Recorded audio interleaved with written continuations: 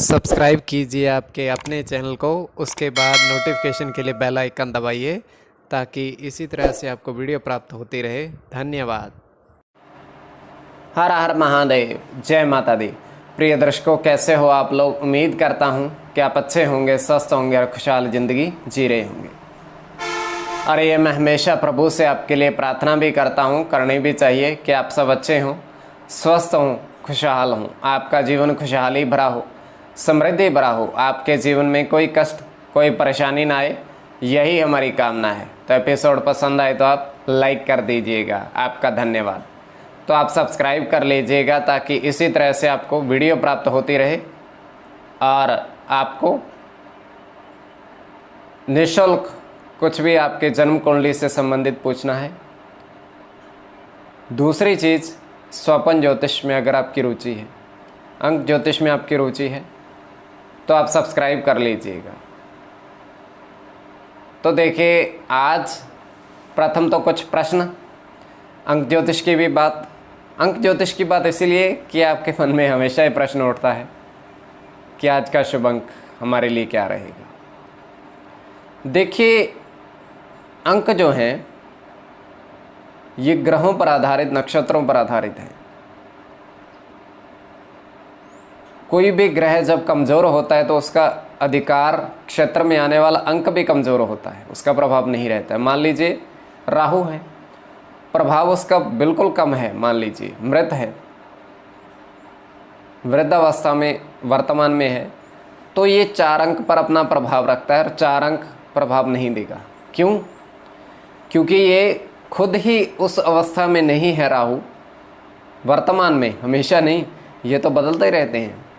2 घंटे बाद हो सकता है उनके अंश बल बढ़ जाए, ग्रह स्थिति बदलती जाए, तो ये होता है।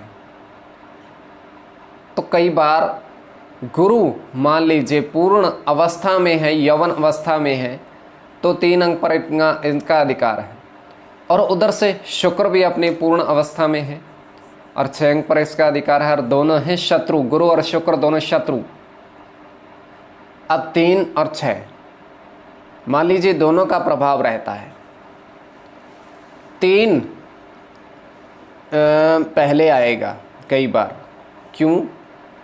अगर गुरु के अंश बल ज़्यादा हैं तो 3 पहले, अगर शुक्र के अंश बल ज़्यादा हैं तो 6 पहले, 3 उसके बाद में। प्रभाव दोनों का रहेगा क्योंकि दोनों ही बलवान हैं, उस परिस्थिति में हैं, इस स्थिति में हैं कि वो अपना प्रभाव पूर्ण रूप से दे पाएँ, यौवन अवस्था में है। तो इस कारण होता है ये प्रभाव। और दूसरी चीज़ ये होती है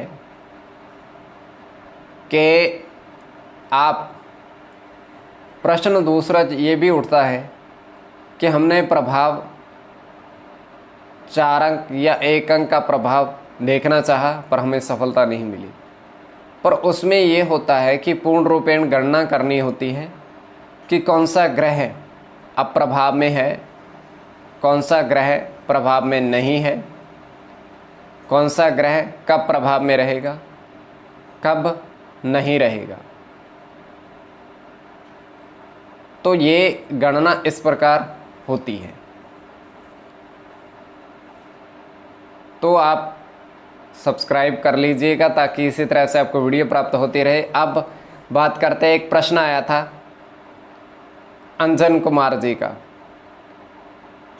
तो वर्तमान में इनका प्रश्न एक ही है कि स्वास्थ्य से संबंधित, इन्हें गुर्दे की समस्या से पीड़ित हैं ये, तो कब तक, अभी दवा भी ले रहे हैं।